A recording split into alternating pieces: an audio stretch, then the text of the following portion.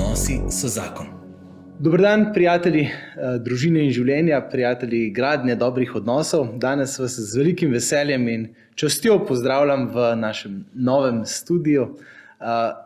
Oddaja Odnosi so zakon, tokrat prvič iz naših novih prostorov, kjer danes gostim Luko Mavriča, našega prijatelja in lahko rečemo daljnega sodelavca v tem istem področju gradnje odnosov. Drži, ja. Tako, Luka, dobrodošel v Krškem. Lep pozdrav, hvala za povabilo. Tako, z velikim veseljem in častjo, evo, prvi takle gost. Ja, jaz sem počaščen, moram reči. Mi pa tudi in jaz Ni tudi. kar tako, da sem prvi. Super. Sva se kar nekaj časa dogovarjala. Res je. Je težje spraviti človeka v živo v Krško kot na Zoom, ne? Ja, ampak Ker zboli, ker so karantene, ker je vse sorte. jaz osebno se raje odzovem na povabilo, da pridem v živo na en tak pogovor, kot pa prek Zooma. Zooma smo, mislim, da vsi že skoraj kar malo siti. Ja. Tole je pa čisto nekaj drugega, če se sediva za isto mizo, se pogovarjava, prosva Svetega Duha, da nam da pravih misli, pravih vsebine za to, kar želiva tudi danes povedati tukaj. Točno, dajva kar zmolti za začetek, tako kot imamo navado. V imenu Očeta in Sina in Svetega Duha. Amen. Amen. Ja, Sveti Duh, pridi in naj jo napolni in dama daj moč, da bova znala pravilno povedati in ugotoviti to, kar je takega, da ljudi žuli, da rabijo, da v bistvu mi rabimo, ker smo vsi zakonci, ker imamo vsak svoje težave in da bo tako skozi moje vprašanja, kot skozi Lukove odgovore prišel tvoj duh na dan, da bomo lahko res odnesli nekaj za vsakdanje življenje, za gradnjo naših boljših odnosov. Amen. Slava Očetu in Sinu in Svetemu Duhu. Kakor je bilo v začetku, tako zdaj in vselej in vekomaj. Amen. V imenu Očeta in Sina in Svetega Duha. Amen. Amen. Luka, mnogi te poznamo, slišali oziroma brali smo tvoje članke v Družini morda, kjer tedensko razmišljaš na temo odnosov, ali pa tudi še ne. Daj se nam majčkeno predstavi, kdo si, odkot prihajaš, najprej morda, kakšno je tvoje družinsko ozadje, kakšno je bilo tvoje, bi rekel, otroštvo, iz kakšne družine izhajaš, potem bova šla pa v naslednji fazi v to, kakšno družinsko realnost živiš sedaj. Ja, prihajam iz družine, kjer nas je 5 otrok, sem tretji po vrsti, oče je bil pilot, to govorim iz tega, da povem, da je bil precej odsoten, smo ga kar precej pogrešali. Ko pa je prišel domov, je bila običajno situacija taka, da nikakor nista šla z mami preveč skupaj. Ja, iskrila se je, seveda mami se je navadila, da je poskrbela sama za vse. In kako sodelovati kot mož in žena, tega sta se pa učila po kapljicah sproti, ko je bil doma. In velikokrat seveda to ni bilo enostavno. Pa ne, da bi zdaj kogarkoli kritiziral, ampak so take službe in razumem, kako težko je tudi današnjim zakoncem, ki imajo takšne službe, takšno dinamiko, da res morajo vložiti ogromno truda, eno zavestno odločitev, da ko pridejo skupaj, se usedajo in si želijo pogovarjati ne samo o tem, kako funkcioniramo, kaj je treba še narediti, kam otroka odpeljati, katera stvar še manjka na hiši, ampak da se znata pogovarjati tudi tako, kako sta in kako sta včasih sama, kako se pogrešata. Te stvari, da si znata povedati ob vsej odsotnosti, ko se ne morata kar tako vsak hip ujet ali pa naslon drug na drugega, ker enostavno ne sta zaposlena vsak za svojimi stvarmi, to je res umetnost. Tako da jaz to zelo razumem. Seveda pa kot otrok si želiš odraščati v družini, kjer bi bila neka sreča, harmonija, razumevanje, sočutje, toplina, sprijetost. Vse to otroci, vsak otrok želi, rabi, potrebuje za eno tako normalno odraščanje. Verjamem, da sta se potrudila po svojih najboljših močeh, da sta nam vse to kolikor toliko dala. Res pa je, da potem, ko odraščaš in se osamosvajaš, spoznavaš so to dediščino, zapuščino, ki si jo prejel od doma, tudi v smislu, kaj vse manjka, kaj vse lahko si želiš, da bi še bilo, da bi prijel, pa nisi. In to zapuščino je tudi treba odkriti. Znati predelati, si jo priznati, ne? Ja, Je tvanjo, ne? Ja, ker skozi odraščanje že razvijamo neke modele funkcioniranja v odnosih, pa tudi tega, kako poskrbeti zase, če recimo nekdo ne poskrbi zate, kako kakšne stvari preprosto pozabiti, zato da lažje živiš, kako ne preveč pogrešati, zato ker to lahko boli, ampak potem, ko pa vstopiš v odnos s človekom, ki ti največ pomeni, pa da tega ne pričakuješ potem od njega na način, da ti bo on vse rešil. Ja, hrepenjenje je veliko, seveda, prav to, da bi ta človek pa vse razumel, da bi ob njem vse to prejel, to dobil in to zaživel, kar do zdaj nisi.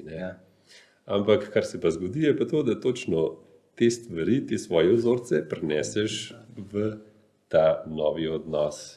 In sploh ne razumemo in ne vemo, kako znamo biti pri tem nehote uničujoči, z recimo preprosto stvarjo, da ne pogrešaš drugega, ko je odsoten.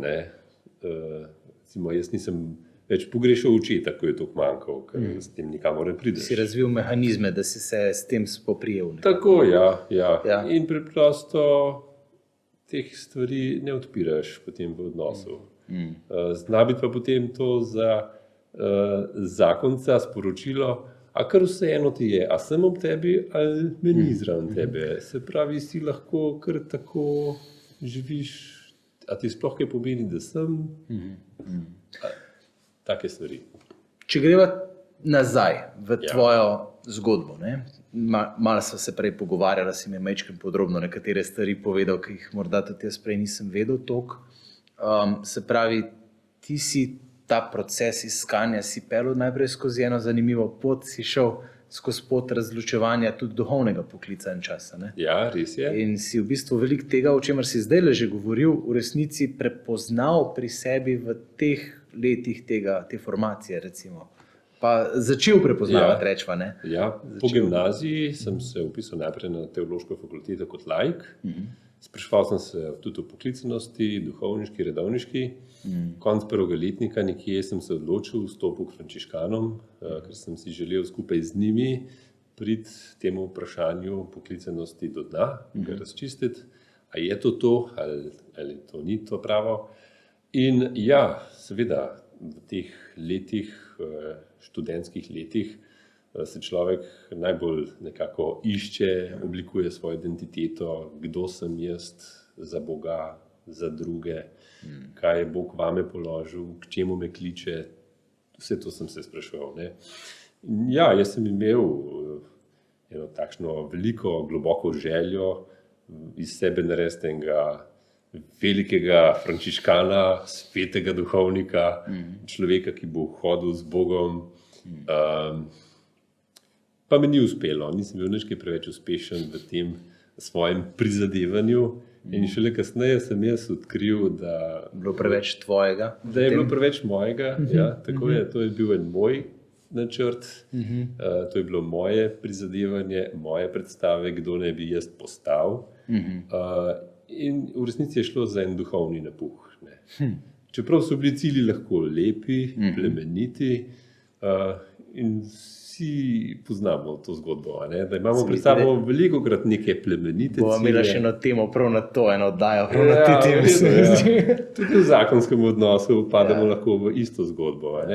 Jaz vem, samo ti me ne poslušaš. Če bi me ti malo bolj poslušala, potem bi se imela lahko zelo lepo. Ampak nekaj skozi kontra meni udarjaš. Pa ti se nočeš spremeniti. Ja, to imamo. V resnici gre pa za duhovni napuh. In ja, v eno tako zgodbo sem jaz, se mi zdi, padel v tistih letih formacije za frančiškana. Tudi z njihovo pomočjo sem odkril, da to ni to. Sem se poslovil od njih. In potem vstopil v nadaljnji podiplomski študij zakonske in družinske terapije. To je bilo eno obdobje, kjer sem jaz zelo globoko vstopil v eno samo prečiščevanje, tudi vse te družinske zapuščine, odnosov. Se pravi, ti je ta psihološka znanost, Ja. ti je ogromno tega dala, spoznanja. Ogromno sem tam prijel na tem študiju, moram priznati, sem hvaležen, da sem šel skozi ta študij zakonske družinske terapije, tudi skozi vse te treninge. Res pa je, da se v tem času sem se tako posvečal tem vprašanjem intrapsihičnih vsebin in tega, kako jaz vstopam v odnose in kaj vse moram še predelati na sebi. Da je bilo spet veliko Odpiralo tvojega. se mi je ogromno enih čist novih obzorij, novih vprašanj, za katere sem prvič našel besede, ne, za mnoga čustva, ki jih prej nisem znal izraziti, sem prvič našel Ubesediti jih, zmogel ubesediti, pa potem tudi malo več izraziti sebe. Ne. To se mi zdi, je bilo po eni strani veliko odkritje, po drugi strani pa spet eno novo breme. Ker če znotraj tega samoraziskovanja ostajaš sam, se lahko zgodi, da se tudi zapacaš. Dobesedno, da te to potegne tako noter kot en vrtinc. To pa ni dobro. In meni se je nekaj takega zgodilo, da enostavno mi je pobralo vso energijo in takrat sem k sreči spoznal tudi Mirjam, mojo ženo, na tem študiju, ki me je zelo spoštljivo, moram reči predvsem spoštljivo, ne, Poslušaj. dala vedeti, da opazi, na meni, da sem jaz po eni strani zanimiv za pogovor, po drugi strani pa res mi je dala čas in mir, da sem mi povedal toliko, kot sem mi lahko povedal tisti trenutek o sebi. Ne. In skozi to spoštovanje in svobodo, ki mi ga je dala, sem se začel počasi jaz sestavljati nazaj. In danes sem Bogu najbolj hvaležen prav zato, da sem se sestavil z njo, ob njej. To so bili eni taki globoki, intenzivni pogovori v tistem letu, ko sva potem že gradila najin odnos. Okay. Da sva po enem letu kar rekla, če to ni to, pa nič več na tem svetu ne velja, in sva se poročila. Wow. Ja. Super. Leta? To je bilo leta 2006. Okay, da Moram že prav povedal, moram že prav zračunati. Ja. Super. Fajn. In zdaj imate 15 let zakona za seboj in 3 otroke, čeprav vem. 3 otroci, Ja. zdaj so že vsi najstniki, Ja. 14, 12, 11. Ja. Okay. Kako je pa to? Zanimivo. Ja. Ja. Vemo. Tudi pri nas. Ja. Ja, je. Ful vidiš, ne, te vzorce, ki si jih ti takrat predeloval v teh svojih najstniških letih, se mi zdi pa ta pogrešanja, ne. Ja. Pač jaz imam neko podobno izkušnjo, ki je bil tudi oče odsoten ogromno, ne, in smo se hecali, da je na obisk prišel, kadar je prišel, ne, in dejansko vidiš, kako, zdaj ne vem, a si me zmislil beseda ali obstaja, kako se moraš kot moški v zakonu pa v odnosu do otrok namenoma uprisotnjevati. Se pravi, ne, jaz sebe se moram prav namenoma vleči v te odnose, namenoma se odločati, da sem z njimi. Ne. Zavestno odločiti. Zavestno, namenoma se odločiti, da sem prisoten, ne, ker bi me sicer odneslo čist drgam. Ne. Ja, Oni pa v resnici z vsemi svojimi najstniškimi izzivi, izpadi iščejo v resnici samo to. Mojo resnično prisotnost. Ne, in Točno. To Iščejo je tebe, noro. otroci iščejo mene. Ne. ja. Najbolj je to. Ne. In ima zelo prav. Ne. Prav zavestna odločitev, ki jo moramo sprejeti vsak zase, da sem vsaj par minut na dan za otroka. Ja. Samo njemu posvečen. In pa, ko jih je več, ne. In da to ni takrat materija šola, a si se pripravil torbo, a si pripravljen na to, kar te jutri čaka. Ampak da je takrat v središču on. Pa da ti nekaj Kako pove, Tako. karkoli. Karkoli, Ja, kar mu ja. pač leži na duši. Ja. So to še tako neumne stvari v naših očeh. A ne? No. Ampak njemu se pa zdi pomembno, da ti pove. Ja, in to je treba spoštovati in zato si je treba res ogromno enega emocionalne pa duhovne energije vložiti v to. Ne. Se mi zdi, da pač Ja. sploh če sam kot otrok tega nisi bil toliko deležen, je treba dati res še malo več. No. Ja, precej več. Ne, Ja. Ker ko so otroci majhni, pride do takih trenutkov več. Spontano, ne? Spontano, ko otroka recimo umivamo v bani, pa ti še tam kaj pove, kaj se je zgodilo čez dan in kako te je pogrešal, ko si ga pustil v varstvu in podobno. Ne? Ko pa je enkrat najstnik, ima pa on svoj svet, ki ga zanima, lahko je to nekaj na internetu, kar je odkril in ga tisto potegne noter. Pa je fajn, da nam lahko pove, kaj ga tam tako znemirja, ga zaposluje, vleče, kaj mu to pomeni. Super, če nam lahko o tem govori. Ne. Ali so to kakšne sošolke, vrstnice, ki se lakirajo nohte in podobno. Ne. Ja, super, hvala Bogu, da nam tudi o tem govorijo, kako je to lepo, kako uživajo, kako se ti kakšno slikico je narisala in podobno. Ampak mi si moramo sami odločiti, da poiščemo otroka in da ga vprašamo, kaj je počel, kako je. Da smo z njim tam, kjer je on, ne? Da smo z njim v njegovem svetu prisotni. Ja. To se mi zdi res bistveno. Ja. Kaj pa žena in njen svet? Njen svet je pa skoraj vzporedno vesolje. Ja, vsi ti vesolji se srečata, se skupaj govorimo o tem, kako sva midva žena. Kako gradita vidva zase, recimo. Tako, imam eno posebno podvprašanje kasneje na temo ljubezni in spoštovanja, ker vem, da ste se veliko angažirala skupaj, ampak tako, mogoče zdaj, trenutno, day to day, v teh koronskih norih časih, kaj počnete, da se nekako vidva, ti dve vesolji prihajata skupaj, če tako rečem. Prihajajo skupaj. Ja, zmeri znova sem jaz presenečen, kako so si različna. Ne? Ona verjetno ugotavlja zame, kako sem jaz drugačen od nje. Kaj je tisto, kar ohranja eno bližino, da smo na isti strani knjige? In mislim, da prav to, day to day, kot si rekel, da ne dovolimo, da bi se znašla v začaranem krogu. Ker tisti je potem težko ven izstopati.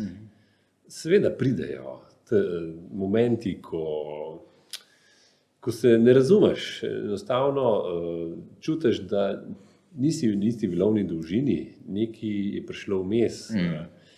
Ampak je fajn, da se čim prej res usedeva, pa se odpreva.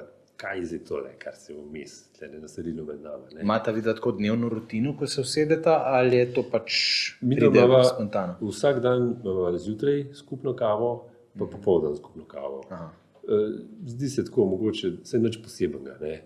Takrat ne načenjava kakšnih globokih pogovorov o nama, ampak samo to, da zjutraj, ko začneva dan, da so skupaj uglašena.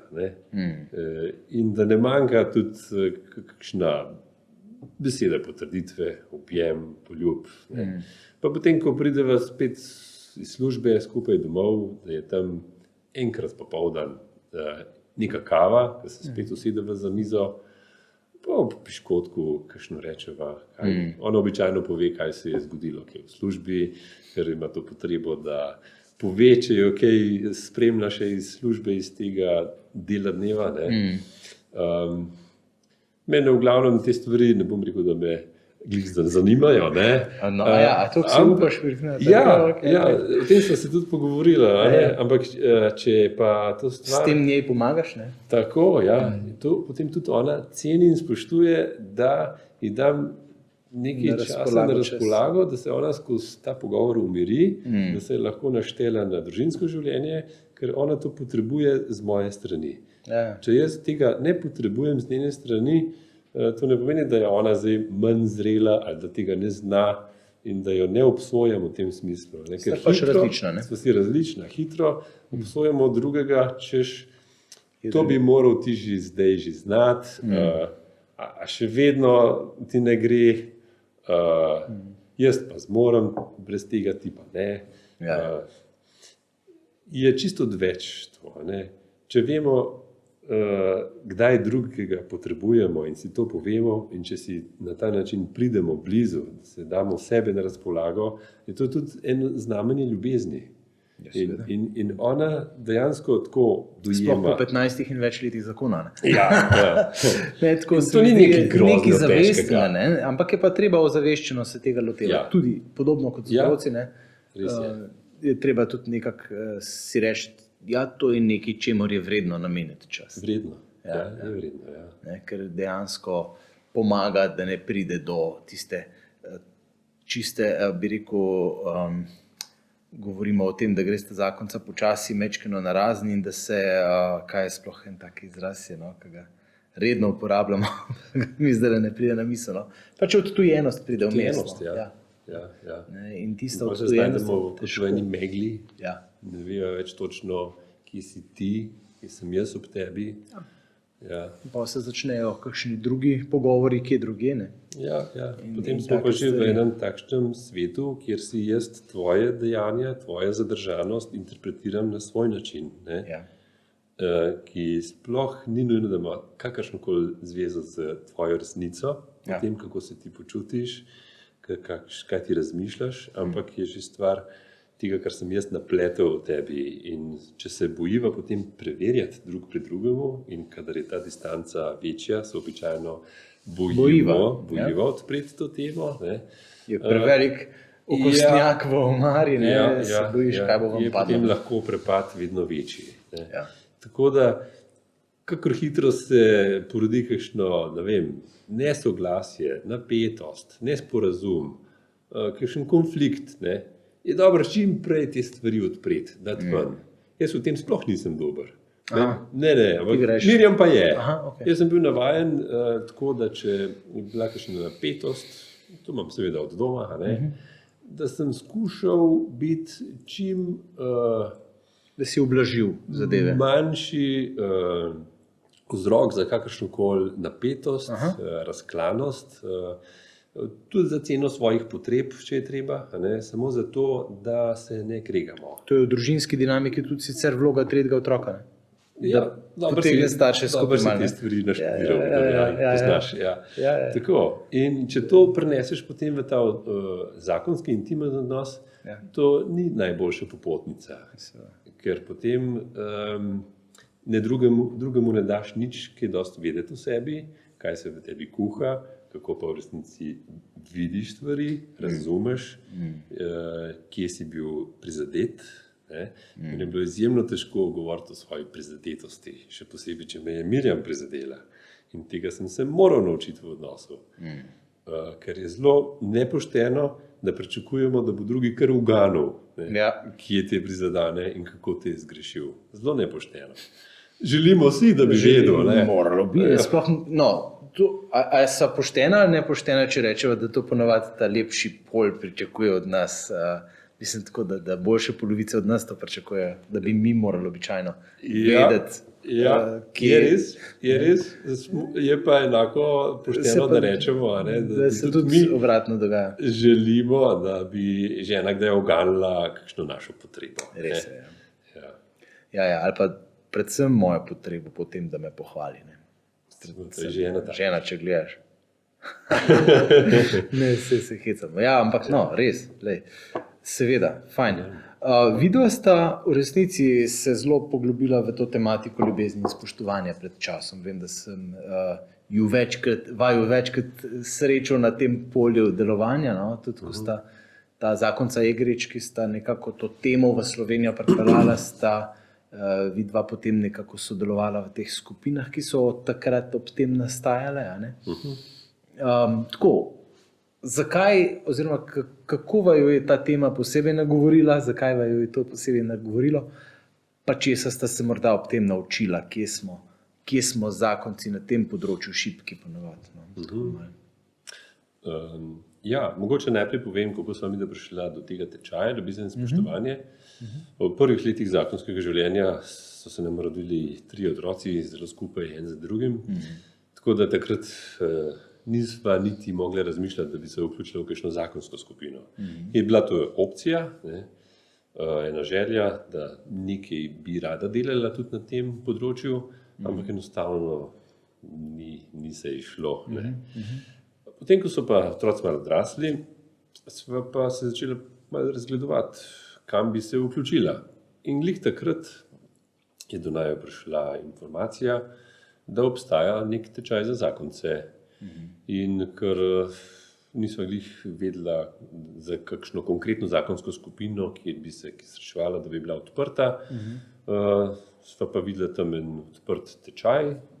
So rekla, dobro, tole, tudi če ni ne vem kakšna kvaliteta, 8 srečanj, bova že preživela. Ne?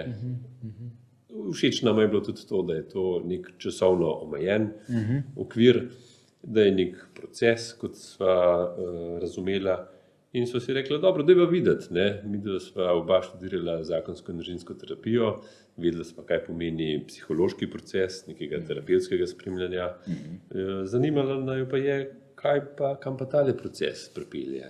In sva bila res zelo presenečena in hvaležna za ta tečaj, da sva ga spoznala, ker ne gre zgolj za neko psihično rast v tem medosebnem zakonskem odnosu, ampak te res povabi v to, da povabiš v zakonski odnos Boga. In se mi zdi, da tukaj moramo na nov način odkriti ta sakrament zakona. Mi smo se, rečemo, poročili v cerkvi, da je bila cerkvena poroka. Ampak tisto, kar bi morali reči glede poroke, bi bilo prav, da bi rekli, da smo se poročili ne v cerkvi, ampak v Kristusu. Oblekli smo Kristusa. In naše življenje je posvečeno. Skrito v Bogu. Ja. Tako. Mi imamo posvečeno življenje. Preko zakonca smo svoje življenje posvetili Bogu. In meni so se res tlele v marsičem odprle oči, kako konkretno v tem najnem odnosu res povabiti Jezusa skozi zelo preproste stvari, skozi najne potrebe, skozi najno različno naravo, moška, ženska narava. Kako je v resnici to odraz Božjega načrta? Da je Božji načrt tukaj noter. V tej najni različnosti, ki naj včasih nama gre tukaj na živce. Zna biti ogrožujoča, če jo ne razumeš na prav način. Da se jo bojiva, da naj umoti, da ko si želiva, ko bi bila ti malo bolj meni podobna, pa bi bilo veliko lažje. Se pravi, ženska ima res tudi to potrebo po ljubljenosti, moški po spoštovanosti. Ja, ta tečaj veliko govori o tem. Moška, ženska narava. Oba potrebujeva tako ljubezen kot spoštovanje. Ampak je pa ena temeljna razlika, ki pride na dan, predvsem, kadar sva v konfliktu. Takrat moškega predvsem zanima, a me še spoštuješ, a te še zanima, kako je stvari vidim, razumem, ne? In mi daješ prostor, me upoštevaš v tem, a te zanima, da ti jaz lahko povem, ne, v miru, ali te to ne zanima. Ne? Skratka, takrat smo mi občutljivi na tem. Ne? Ženska je pa občutljiva na tem, a me imaš še rad. Ne? In naša reakcija je običajno moška, takšna, da v konfliktu želimo stvari malo pri sebi razmisliti, ohladiti čustva. Ne bom jaz zdaj se bojeval za žensko, za osebo, ki pravi, da me ima rada, to ne gre skupaj, ne bom se bojeval in se umaknem. Ampak moj umik pa ženska razume kot neljubeč. Nekaj dejanje, neljubeče dejanje odtujitve, umakneš se iz odnosa. In ženska, ki po naravi goji odnose. Ona v bistvu hoče pritiskati za teboj. Hoče se povezati z mano, išče me in to doživlja kot, da je nimam več rad. Pa to ni sporočilo, ki ga želim jaz dati, ampak v njej se ta dvom prebudi. Na tak način, ja. In mi se moramo tudi tega zavedati, kaj s svojim vedenjem, s svojo reakcijo lahko prebudimo v drugem nehote. Tako, kaj sporočimo, brez da bi to želeli. Brez da bi to želeli. Ja. In če se malo poglobimo v to poznavanje moške in ženske narave in upoštevam, če jaz kot moški upoštevam, da je ona občutljiva kot ženska na tem področju, potem bom jaz najprej to zagotovil. Bom dal vedeti, Lej, ne da te nimam ne rad. da te nimam rad. Ja. Tako. Ja. Ampak zdaj res ne vem, kaj ti naj povem na to, kar ti želiš od mene slišati. Nimam še besed. A se lahko zmeniva čez 1 uro? Ja. Ti bom mogoče lahko kaj več povedal o tem. Ne? Če na ta način pristopim do ženske, ona vidi, da me ne zgublja, ne? Da se ji nočem jaz odtujiti. Ja. In potem čez 1 uro, seveda, drugače pogovor steče. Se pravi, je to tudi v vajno dinamiko čisto v praksi prineslo spremembo? Ja, jo je. Meni je bilo najbolj všeč po prvem takem srečanju, ko mi je rekla, čisto iskreno, ne? Ampak veš, Luka, jaz se nikoli v življenju nisem spraševala o pomenu spoštovanja. Jaz sploh ne vem, kdaj sem spoštljiva ali pa nespoštljiva do tebe. Čisto iskreno. A mi boš povedal, ko bom jaz nespoštljiva do tebe, a mi boš ti to povedal? Wow. In jaz sem rekel, wow. Super. Gremo še. Ja. Gremo še. Ja. Ja, res, ja, se v resnici, ne, če tako gledaš, kaj je tisto, kar bo deca pritegnilo v enogradne odnose. To se večkrat recimo zdi kot nekaj, kar rabijo ženske, ne? Dejansko tudi, ko gremo ali pri odločitvah za zakonsko skupino, ali pri odločitvi, da greva na seminar, ali kakorkoli, je v pretežni meri so ženske tiste, ki potegnejo v to gradnjo odnosa. Ja, drži, ja. Zdaj, moški pa mora vseeno videti, ne, kaj je pa tukaj zame. Ne. In ja, evo, če vidi, Ja. lej, če boš šel pa na tole, ne, pa bo ona te začela bolj spoštovati, pa rečejo, kje se lahko pišem. Ne. Ja, točno. In to je skrivnost, ki jo odkrivamo, pa čeprav je že 2000 let zapisano v Svetem pismu. Ja, ja. Sodobne psihološke raziskave to samo potrjujejo. Ja, ja. Da kjer sta ta dva osnovna elementa, ljubezen in spoštovanje, ob upoštevanju te najne različnosti, ne, tam zakon deluje. Klapa. Ja, ja, fajn. Ok, super, sva malo obdelala, to bi rekel, tvoje družinsko dinamiko, življenje. Približno vedno rečemo, da radi dajemo naprej to, kar smo prejeli. Ti to daješ naprej kot tajnik škofijskega odbora za družino, ne? Ja, V Nadškofiji Ljubljana. drži. Ja. Zdaj že koliko let? 6. leto je. 6 let. 6. leto je, ker sem zaposlen kot tajnik na uradu za družino v Ljubljanski Nadškofiji. In karkoli pogledaš, kakršenkoli dokument, od zadaj piše Luka Mavrič. Luka Mavrič. Ja, seveda. Ja, povsod te poln, kaj ne rečem. Se pravi, si tak zelo multitaskerski moraš biti, no? Te mora biti res... No, to se zdaj kar upam, da te nimajo... malo preveč napihnil. No, upam, da te nimajo pred tem ko namazanja, no, tako bi rekel. Ja. Ampak ja, no, Res pa je, da res se si zelo aktiven, no, tako bom rekel. Rad se odzovem na kakšne take izzive, kot so, da napišem kakšne spodbude za zakonce, ali kakšne iskrice za starše. To je tudi za mene izziv, za mene kot očeta, pa tudi za mene kot zakonca, da se vedno znova vprašam, kje pa jaz zaživim, ne? Kje jaz srečam otroka, kje se jaz najdem z ženo ali pa tudi še ne najdem čist z njo. Ne? In te teme potem zapišem, pa upam, da so tudi spodbudo drugim staršem in zakoncem. Drugače pa ja, na uradu za družino se srečujejo tukaj številna področja. To ni samo delo z zakonci, so tudi pari v pripravi na zakon. Tisto, kar za zakonce, mogoče lahko zdaj reči. To deva malo pokazati, pa povedati, ne? Ja, so take knjižice, ki jih pripravljamo vsako leto kot priročniki za zakonske skupine. Tukaj sem prinesel samo 2. Jih je pa kar na 4 že, ne? Ali kako večletnikov? Ali... Kar sem jaz prišel, redno skrbim, da je vsako leto izide ena taka knjižica. Ja.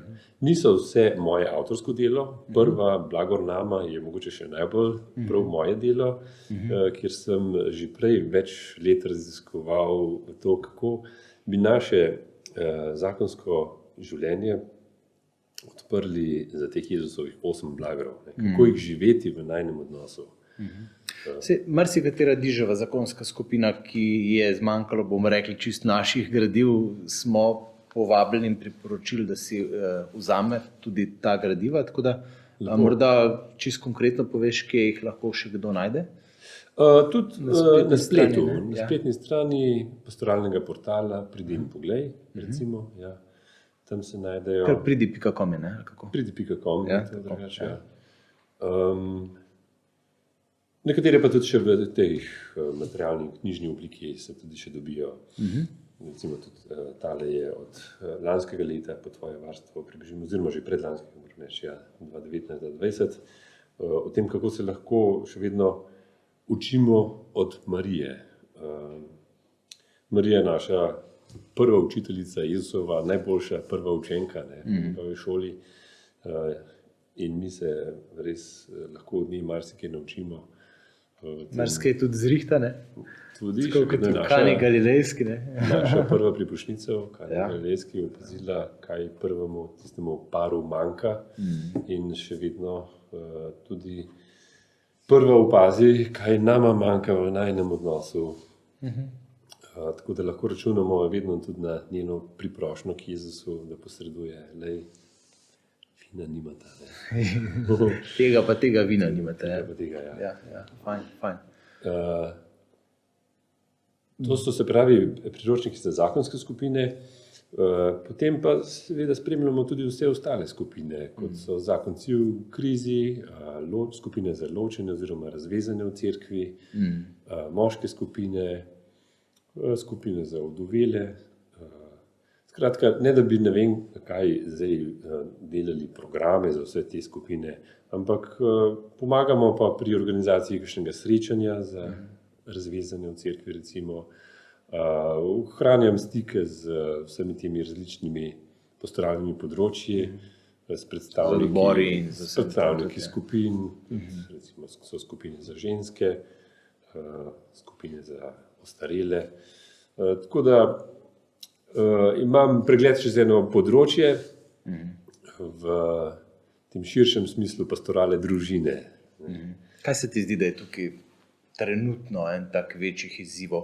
Znotraj tega deluje tudi ta center Betanija, ne? Kaj mogoče konkretno je to, pa tam imaš dejansko tudi konkreten stik s pari v stiskami preko terapij, pogovorov. Mogoče lahko poveš, kaj se ti zdi, da so danes izzivi in tako bi rekel največje stiske družin, s katerimi se soočamo. Ja, dobro vprašanje. Center Betanija je eden tistih centrov, ki imajo že zelo dolgo tradicijo, 30 let deluje skozi to svetovalno področje, kjer svetuje staršem, zakoncem, pa tudi samskim mladim. Včasih je bilo na tem centru tudi več skupine za samske. Zdaj je v glavnem ostala svetovalnica in še to po telefonu. Ampak sem pa vseeno zelo hvaležen za to svetovalnico, ker iz strani staršev, zakoncev, pa tudi samskih, predvsem pa tudi mladih, iz prve roke slišim za njihove težave, njihove stiske, vprašanja, ki jih zaposlujejo. In v zadnjem času, predvsem v povezavi s to korono, vidim, da je mogoče še malo več ene osamljenosti. Več je tega, da se zgodi, da se človek preprosto zapre v svoj ozek svet, nehote. Virtualni klik. Ja. In mu ta notranji svet postane tako majhen, tako ozek, da enostavno ne zmore več izstopiti ven iz sebe. in se srečati s človekom, ki v njegovi drugačnosti. Ne?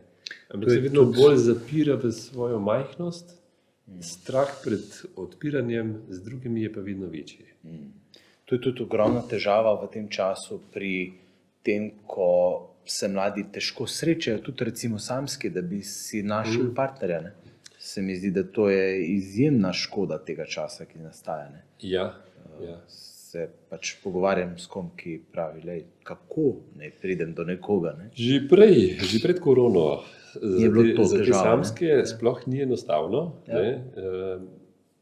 Ne vem, tempo življenja, ki ga živimo, je tak, da enostavno tudi za njih ni preprosto kar srečati druge samske ljudi. Imajo službo, še v resnici sami morajo zase poskrbeti, si skuhati, si oprati, si zlikati.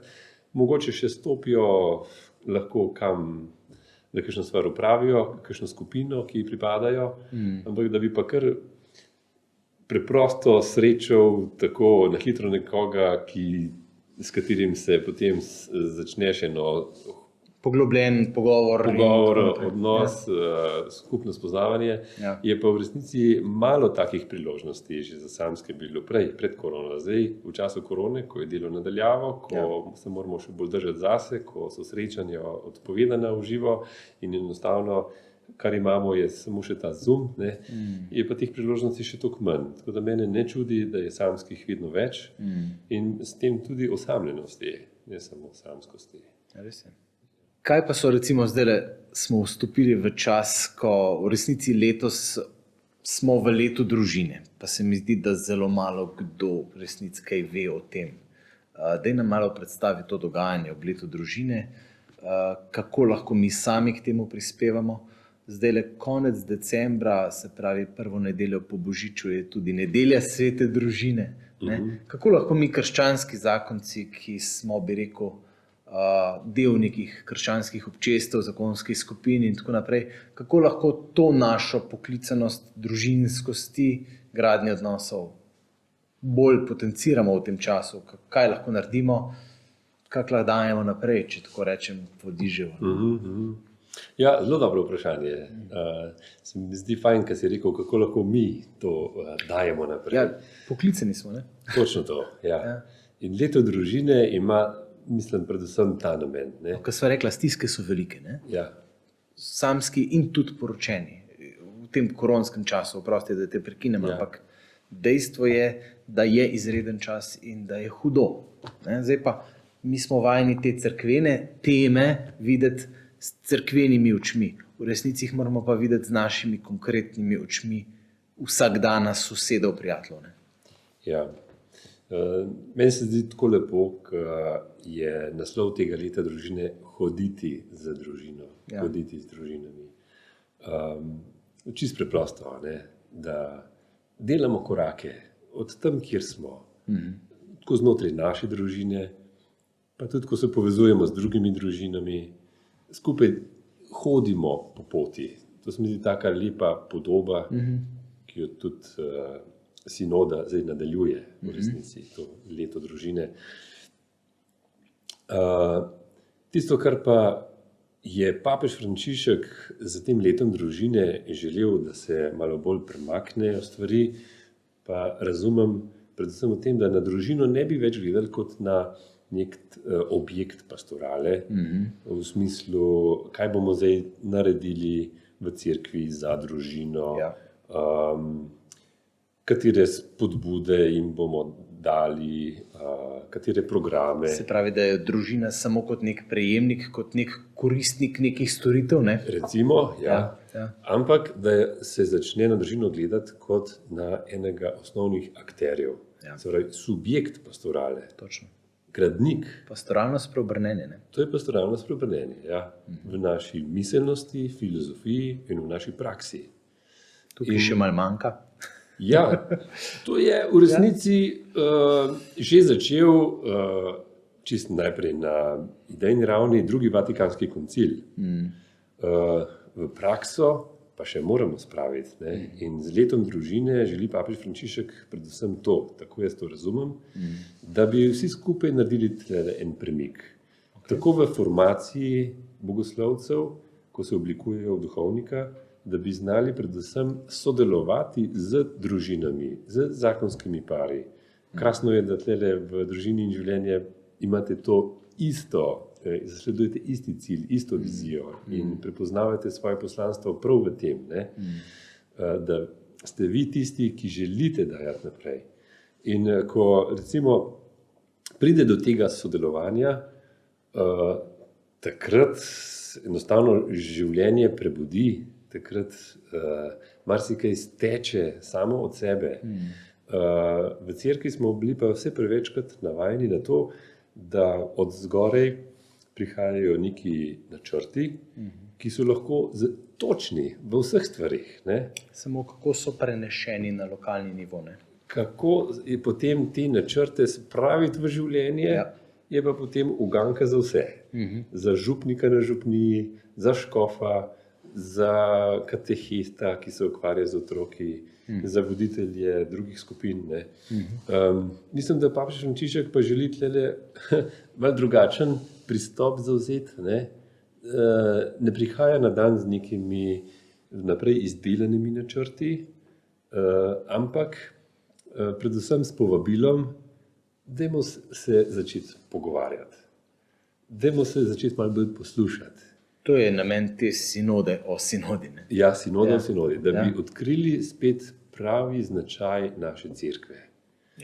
Pravo naravo, ki je precej drugačna od recimo nekih drugih dobrodelnih organizacij, ki delujejo v tem svetu in imajo tudi čisto svoje lepe cilje, svoje poslanstvo, svoje vizije, programe, načrte, ampak cerkev ni to. Cerkev ima v sebi Božjega duha, ki ji daje življenje. In ta duh pa prihaja med nas ne preko koncepta in načrta in programov, to je drugotnega pomena. Prihaja najprej preko srečanja, ko se mi odpremo duhu in ga povabimo, da vstopi v naše življenje in nas od znotraj spreminja. Viš, in tukaj vidim pa, da je v resnici ena velika zahtevnost te naloge. Ne? Ja. Skoraj se moment včasih sprašujem, če papež ne pričakuje preveč od... a veš, zaradi tega, ker dejansko tukaj gre za vsakodnevno dinamiko vsakogar od nas. Ali sem se jaz, kot Benjamin, ali pa ti kot Luka, pripravljen vsakodnevno odpirati duhu. Se pravi, če je duh je sveti duh, se pravi Kristusov duh, ki mora živeti v meni. In to je dejansko edini pravi način, da cerkev funkcionira, če hočeš. A veš, ne? To je edini pravi način, ker vse drugo so moje zamisli, moji koncepti, ideje, kot praviš. Ampak mi to tako velikokrat, tako hitro zamenjamo. In tako, se si v resnici sam v svoji zgodbi prej točno isto stvar, da poveževa za začetkom oddaje. Jaz isto, se pravi, čudovite ideje mi pridejo na misel, ful dober, Bog zdaj pa požegni, A veš? Ja, točno to. Se pravi, mi imamo že vse pripravljeno, naredili smo jasne cilje, zaveze, korake, Bog sam še požigne tole, to te rabimo, več pa ne. No in tukaj je ta negotovost te sinode, ki je lahko malo nevarna, lahko pa zelo veliko tudi da, če gremo res v temelj, če gremo v temelj. Ja, v tej sinodi imamo vsi več vprašanj kot pa odgovorov. In mislim, da je papež Frančišek namenoma pustil zelo odprto. Ampak spomnil sem enih osebnih duhovnih vaj, ko sem prišel na vikend, pa sem vedel samo za voditelja, pa za naslov tistega duhovnega vikenda. In seveda mene je zanimalo, pa sem stopil do voditelja, da mi povej, kaj jaz lahko pričakujem na tem duhovnem vikendu, katere so teme, o čem bomo premišljevali, kaj bomo počeli, kaj bomo brali. Pa je rekel, pa Luka, daj se malo umiri. A se lahko samo prepustiš, pa zaupaš.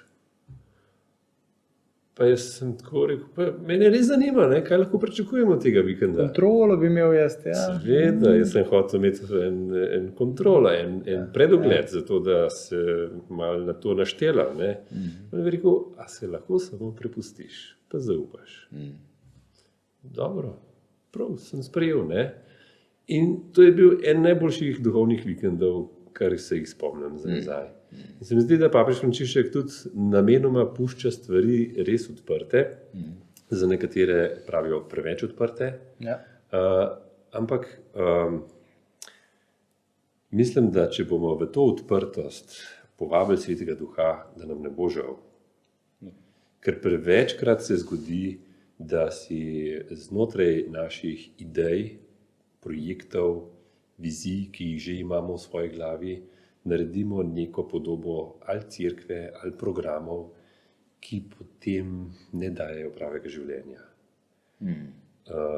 In prej si rekel, a papež ne pričakuje malo preveč od nas, ne? Ker je tukaj vprašanje za vsakega posameznika. Ne? Ja. Sem se jaz pripravljen odpreti duhu ali ne?